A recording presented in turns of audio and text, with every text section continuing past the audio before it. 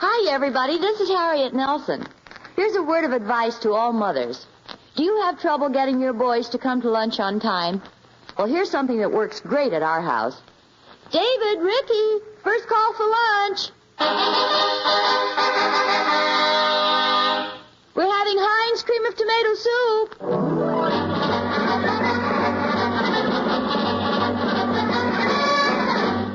Here we are, Mom. See what I mean?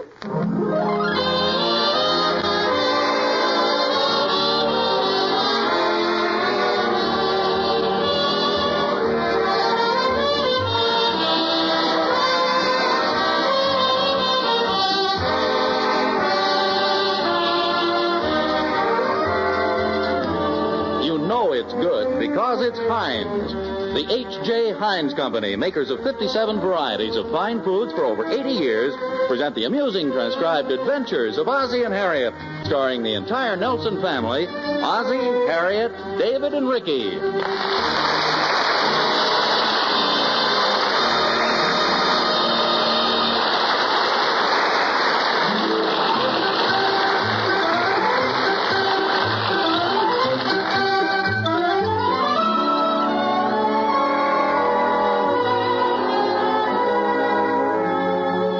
Let's look in at the Nelson household and see what they have on tap for us this week. I don't see Ozzie and Harriet anyplace, but there's David and Ricky. Now, David stretched out on the floor taking it easy, and Ricky seems to be reading the funnies to him. Then in the last box, the captain says, "Und now gives a good spanking for pulling the inspector's beard." And what is Rollo saying? Ha, ha, ha. Now read me Terry and the Pirates. Oh, come on, David. Read them yourself. Don't be so ungrateful. I used to read them to you, didn't I? Yeah, but that was before I could read. Besides, I have to make out my report. What report? We have a club meeting tonight. I'm the treasurer. Big deal. What do you need a treasurer for? You kids don't have any money. That's how much you know about it. How much you got in the treasury? We got plenty, boy. I'll bet. We got it hid in a swell place, too, boy. You'll never find it. Who wants it? Where is it? You're not allowed to tell. It's a club secret. Okay, who wants to know anyway? It was my idea. It's a neat one, too, boy. Oh, hiya, fellas. Hi, Pop. Hiya, Pop. I might as well tell you because you're going to find it out pretty soon anyway. What's this?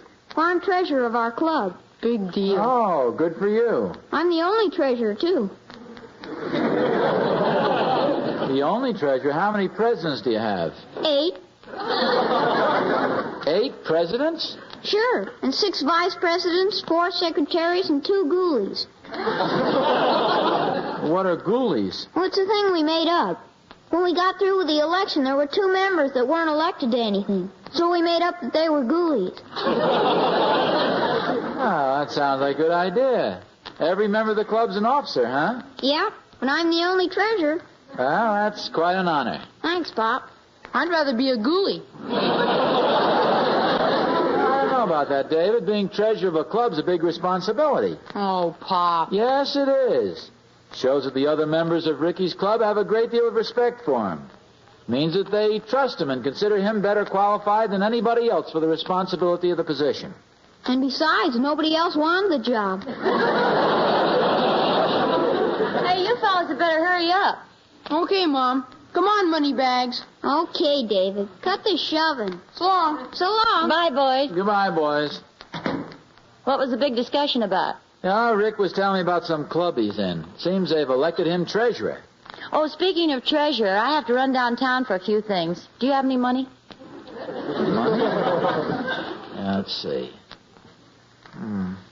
You took $10 yesterday. Did you spend all of it, or don't you know? Well, Harriet, I don't like the implications of that remark. I may act like I'm careless with money and look like I'm careless with money, and some people may think I'm careless with money. Do you know why? Because you're careless with money? All because I've always got it figured out in my head. I don't have to keep figuring and adding all the time. I know just how much money I've got in my pocket right now. I believe you. I wasn't... No, go ahead. Ask me how much I've got in my pocket. But I told you... Go ahead, ask me. How much money have you got in your pocket right now? Thought you'd catch me, didn't you? second, I'll figure it out. 3 and 5, that's 8 and 10 and 20. Exactly 38 cents. Is that all you have, 38 cents? Yeah, there it is. 20, 30, 35, 37. No, that's right, I weighed myself. 37 cents left out of $10. What'd you buy, an automobile? No, it so happens I can explain every penny. No, I was only kidding. No, wait a minute, I'd rather. Now, let's see. First I went to the garage and had the car filled up with gas. That was 3.5. 6.5 to go. Then I met Thorny. That cost me about $1.50. 2 cheese sandwiches, 2 chocolate malteds, 2 pieces of pie, and the check was under my plate. I think I was framed. That's 5. Then I went down to the Emporium and bought a shirt. They were on sale. That was 3.5. After that, I stopped in at the hardware store to get a padlock for the garage. Oh, I got a flashlight that shines red and green. That's something we need. Oh, desperately. What'd you say? Nothing. Go ahead. Oh, I also found a set of wrenches for the car and a box of magic crystals for the fireplace. They make the fire burn all different colors. It's quite an idea. All that came to about $4. What about the padlock? Well, I'll pick that up next time. Then I stopped at the drugstore on the way home, and I bought some toothpaste and a can of shoe polish and some magazines, which came to a little over $2. There, you figure it up. I have. I've been writing it down. Altogether, you spent about $15. All right. 15? No. You must have made a mistake. I only had $10 with me. Let's see. Gasoline, 3.5. Thorny and the sandwiches, $1.50. Yeah, that's 5. Shirt at the Emporium, 3.5. After that, temptation at the hardware store, $4. That's 12.5. And $2 and something at the drugstore. That makes it about 15. Not bad for starting out with $10. You know, some clerk must have given you too much change. Say, that's it. That's exactly what happened.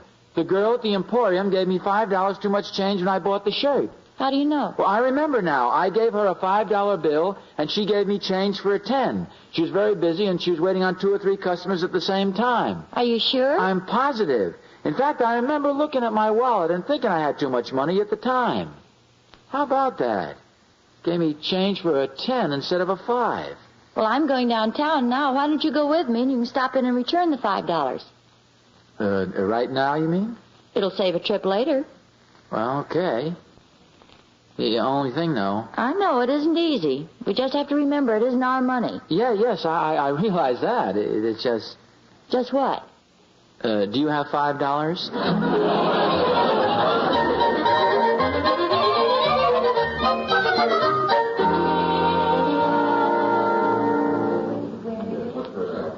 I'm going to shop here at the Emporium and then go across the street. Do you want to wait for me? No, that's okay. Why don't you go ahead and I'll see you at home later. Okay, bye. Bye. So she says to me, he's a swell guy, but he never wants to take me out. And I said, well, that's the trouble. Oh, just a second. What can I do for you, sir? Wasn't there another girl working at this counter yesterday? Oh, yes, that's Ingrid Mahoney. She isn't here anymore. Oh. Well, I bought a shirt here yesterday, and she made a mistake. All adjustments are made on the 3rd floor upstairs. So she says to me, what would you do? Pardon me. Yes? Well, this Miss Mahoney made a mistake in the change. I'm sorry, but all adjustments are made on the 3rd floor upstairs.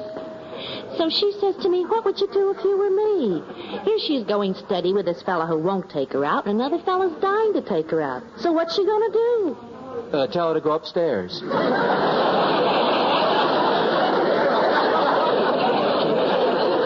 I beg your pardon? All adjustments are made on the 3rd floor.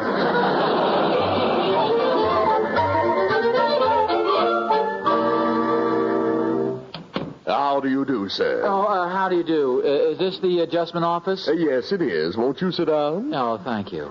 Is there anything I can do for you? My name is Nelson. I bought a shirt here yesterday, and the girl gave me the wrong change. You're supposed to count your change before you leave the counter. There's a sign right there in black and white. Well, yes, I know, but it happens I was in a hurry. And we can't be responsible if you're in a hurry. No, I only... Now, let's be cool and practical about this, sir. How do you know you didn't make a mistake? Well, I checked and double-checked. Perhaps you were confused. No, I wasn't confused. I don't get confused about things like that. Then why didn't you read the sign? We can't go making good every time somebody says he was short-changed. No, I wasn't short-changed. I got $5 too much. You weren't confused. You don't get confused. No? Do you know what you just said? What? You said the girl gave you $5 too much. Well, that's right, she did. Now I'm confused. You say you got $5 too much? Yes, that's right. Then what's your complaint? Well, I want to return the $5. What's your racket, bud? I haven't got any racket. I came in here to give you back the $5. A likely story. Mr. Nelson, do you think I believe for one moment that any human being with a mentality higher than an orangutan would return money to a department store? Now, look, I didn't come here to be called an orangutan. Here's your $5. Goodbye. Come back here. Don't you dare leave that $5 bill on my desk. But that's the $5 the girl gave me. You can't leave it here. You can't. But I just told you it's your $5. I never admitted it. You haven't got any witnesses. Look, all I want to do is give you this money and go home. Now, here's your $5. Now, look, Mr. Nelson, you can't do this to me. Do what to you? Mr. Nelson, you look like a reasonable man. Try to see my side of it. The books are already balanced for yesterday. This $5 bill will throw them off. It'll be off for a month, for the semi-annual audit, for the yearly balance sheet. The auditors will be here at the end of the year, and here I am, unbalanced. They'll find out in a minute. You can't put anything over on those fellows. What'll I tell them? You can't leave that $5 here. You can't. Oh, okay. If you feel that way about it, I'll keep the $5. Oh, thank you, Mr. Nelson. If there's ever anything I can do for you in return... No, that's all right. Just forget it. Oh, here's a calendar. And a courtesy card entitling you to an hour's free parking. Oh, thank you. Mr. Nelson, it's been a pleasure to meet a man as understanding and accommodating as you. Oh, that's perfectly all right. And I hope you won't take it personally if I make a suggestion. What's that? Either count your change before you leave the counter or don't count it at all.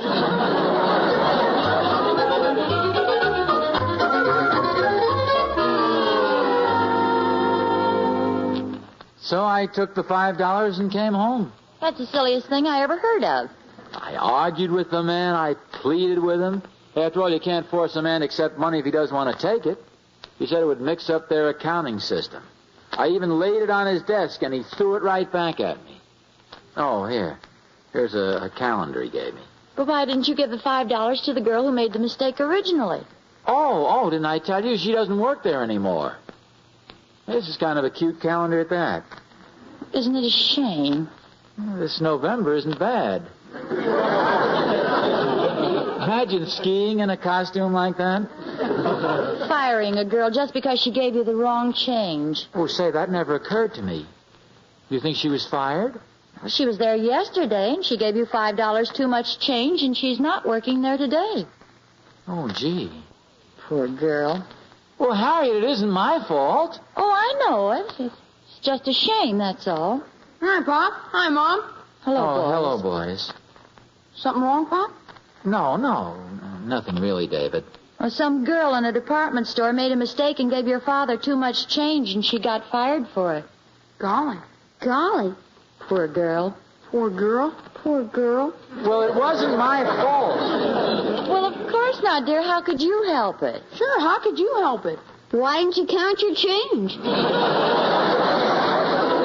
I was in a hurry. The girl probably had to make up the $5 and lost her job besides. Well, Thornbury was telling me about a girl who lost her job last week and tried to jump in the river. David, this just happened yesterday. What's everybody making such a big thing about this? It wasn't my fault, and I went back to the store and tried to straighten it out. Now, let's all forget about it. Can we go out, Pa? Certainly, go ahead. Hey, David, Yeah? let's go down the river and watch.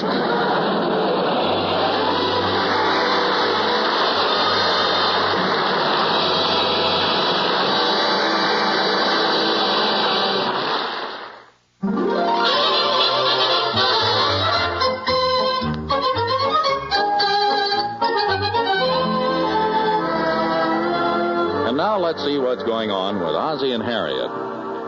As we rejoin them, Ozzie's out in the backyard, staring into space, when along comes neighbor Thornberry. Hi, Oz. Oh, hello, Thorny. What are you so worried about? You look as if you'd lost your last friend. Honestly, Thorny, I can get in... No, you wouldn't be interested. Oh, come on, Oz. Cut it out. You know I'm always interested in anything. It all started when I went down to the Emporium to buy a couple of shirts. There's a salesgirl who waited on me. Just a minute, Oz. Maybe it's best that you don't tell me. Well, you asked me to tell you, so now you're going to hear it whether you like it or not. Okay, Oz, go ahead. You were saying this beautiful salesgirl waited on you. Yes, this beautiful Now, wait a minute. I didn't say that. Anyway, I bought a white shirt, and this girl gave me $5 too much change. I don't know why I didn't catch the mistake at the time. I guess... understand, Oz. You don't have to explain. Understand what? Fight it, Oz, old boy. Fight what? This mad infatuation. Look, Thorny. All I did was go in and buy a white shirt. It's very obvious. You don't have to explain to me. There's a bit of the mad beast in every man, but you've just got to fight it. Oh, for goodness. Did you read this month's Cosmopolitan? No, I didn't. Well, maybe it was last month's. Anyway, there was a story there, and the parallel is amazing. Look, Thorny. Fight it, Oz. I don't want to fight it. The whole thing is ridiculous. Did Harriet suggest that you find out the girl's name and give back the $5?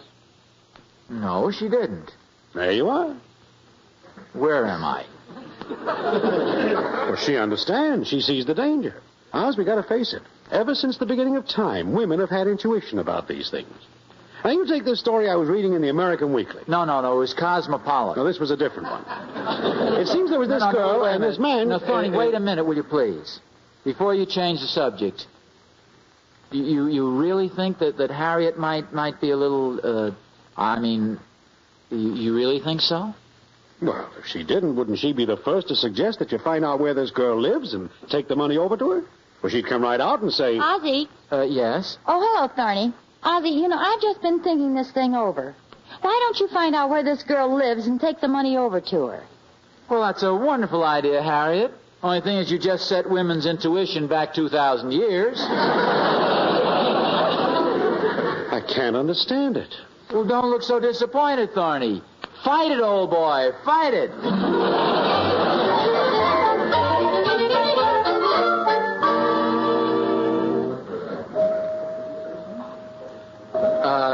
Pardon me. Oh, what can I do for you, sir? Well, there was a girl working here yesterday named Ingrid Mahoney. Yes? Well, could you give me her name and address? Her name and address? Oh, I have her name, but I want her address. Say, weren't you the same fellow who was here this morning asking about Ingrid? Oh, yes, I am. Well, it may interest you to know she's going steady. Well, I don't care about that. Gee, a regular caveman. All I want is Ingrid Mahoney's address. Why is it as soon as a girl goes steady, all the fellas get interested in her? Well, I don't know, but that isn't what I have in mind. You can find lots of girls who aren't going steady. I'm not going steady. I'm afraid you misunderstand. You see, I'm already married. Oh. Do you by chance ever read Cosmopolitan magazine? Yes. No, I'm familiar with the story you're talking about, but really, I'm here on strictly a business matter. Oh, darn. Why is it every wolf I meet turns out to be a cocker spaniel? Would you please listen to me for a moment? I bought a shirt here yesterday. Well, the adjustment department... I've already been upstairs to the adjustment department. All I want now is to find out where this girl lives so I can give her back the $5. It's as simple as all that. Oh, yes, I see. Good. But if I were you, sir, I'd stick to the caveman line. It works much better with us girls. See, that's a good idea. Listen, babe.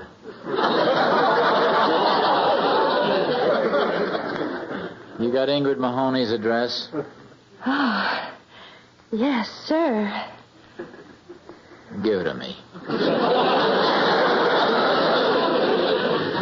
Yes, sir. 25 Chestnut Street. Thanks. So long, Toots.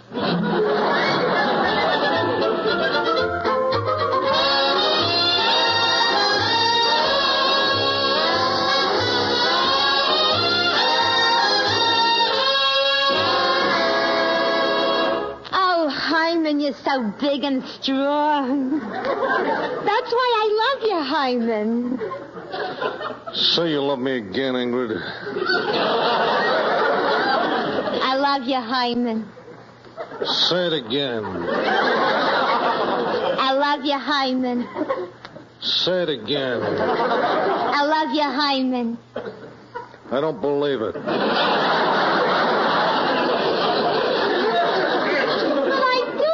Believe me, I do. Look, if I ever catch any other guy looking at you, I will tear him in half like this. Hyman, not another telephone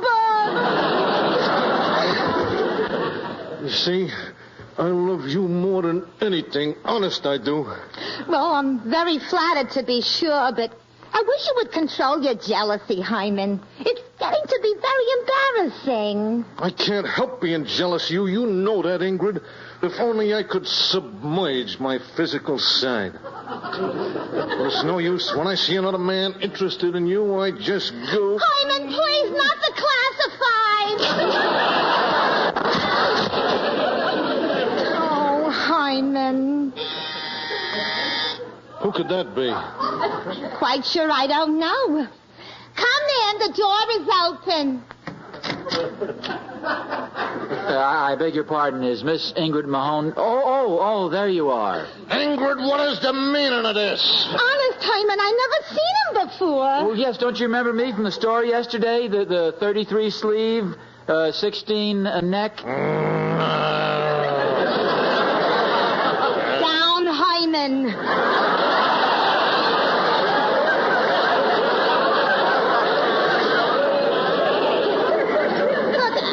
This man is a stranger. Well, yes, in a way, but don't you remember at the store yesterday, I gave you a $5, and you evidently gave me change for a $10.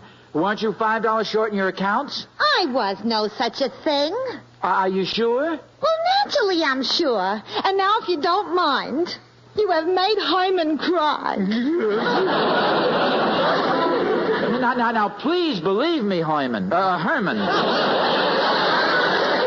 I tell you, she was just another girl to me. She was? Oh, of course. It's just that to you she seems so irresistible. You sure? Oh, of course. To other men, she's just an ordinary girl like thousands of... Miss Mahoney! Ingrid! Miss Mahoney! Ow, please!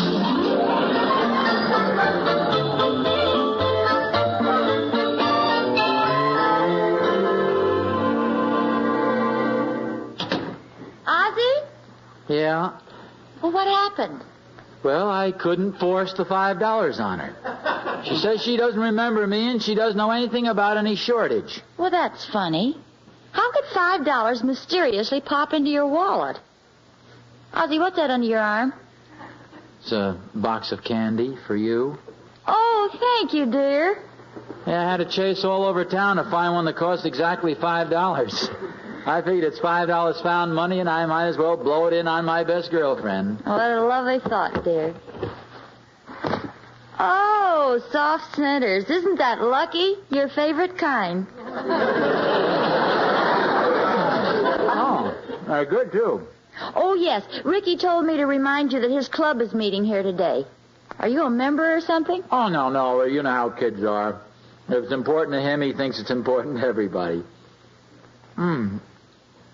I think I'll try one of those long ones now. Oh, there you are, Pa. Oh, hello, Rick. Here, have some candy. Gee, thanks, Pa. Oh, these candies are good. Oh, what is it, son? Do you have your wallet in your pocket? Oh, yes, I do. Why?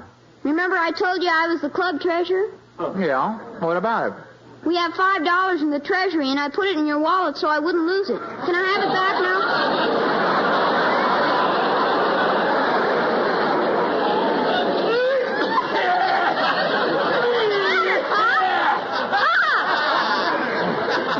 Ricky, you better go up and filibuster your club for a while. Your dad's trying to cough up $5.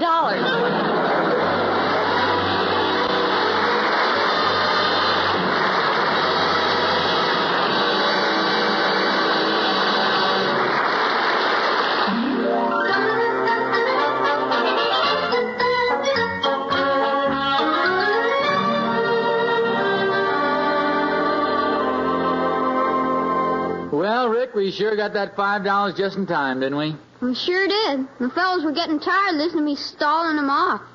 Well, you see, that shows you what resourcefulness can do. I don't like to brag, but when your old dad's up against it, you can usually depend upon him to figure out some way. Hey! What's that? Oh, it's only David. I guess he just found out what happened to his piggy bank.